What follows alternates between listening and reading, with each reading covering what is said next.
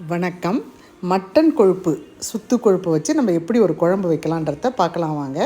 அதுக்கு தேவையான பொருட்களெல்லாம் எடுத்து வச்சுருக்கேன். நான் ஒரு 400 கிராம் அந்த சுத்து கொழுப்பு வாங்கி சுத்தமாக க்ளீன் பண்ணி வச்சுருக்கேங்க. அதுக்கு தேவையான பொருட்கள் வந்துங்க, நான் ஒரு 100 கிராம் சின்ன வெங்காயம் பொடி பொடியாக கட் பண்ணி வச்சுருக்கேன். ஒரு தக்காளி, பூண்டு, இஞ்சி, பெருஞ்சீரகம், பட்டை, லவங்கம் இடித்து வச்சுருக்கோம். கறிவேப்பிலை வச்சுருக்கோம்.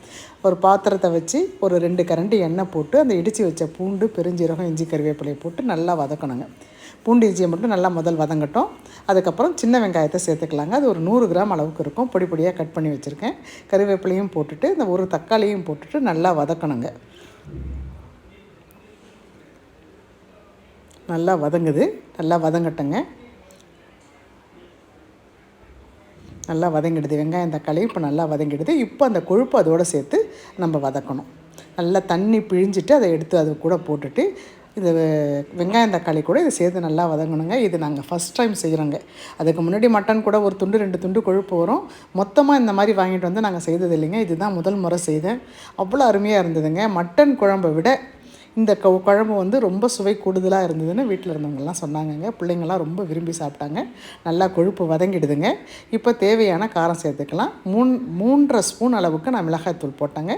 வீட்டு மிளகாய்த்தூள் தான்.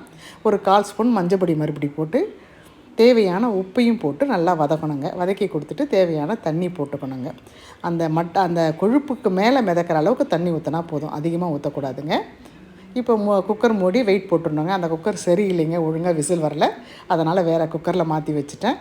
இந்த பாருங்கள், ஒரு 6 விசில் விட்டேன். சூப்பராக பாருங்கள், ஜம்முன்னு இருக்குது. அதுக்கப்புறம் நல்லா அதை கலந்து கொடுத்துட்டு ஒரு 1/4 மூடி அளவுக்கு தேங்காய், கொஞ்சம் வேர்க்கடலை, பொட்டுக்கடலை வச்சு அரைச்சிட்டு வந்திருக்கோங்க. 1/4 மூடி தேங்காய், நிறைய போடாதீங்க. 1/4 மூடி தேங்காயும் சும்மா ஒரு 1/2 ஸ்பூன் பொட்டுக்கடலையும் அரைச்சி இந்த கொதிக்கிற குழம்புல சேர்த்துக்கணுங்க. தேவையான தண்ணி நம்ம போட்டுக்கலாம். தண்ணியாக கொஞ்சம் இருந்தாலுமே நல்லாயிருக்கும். இந்த குழம்பு சாப்பிட்டதுனால எந்த உடல் தொந்தரவும் வரலைங்க. செரிமான கோளாறு அது மாதிரிலாம் எதுவுமே வரல. ரொம்ப அருமையாக இருந்ததுங்க.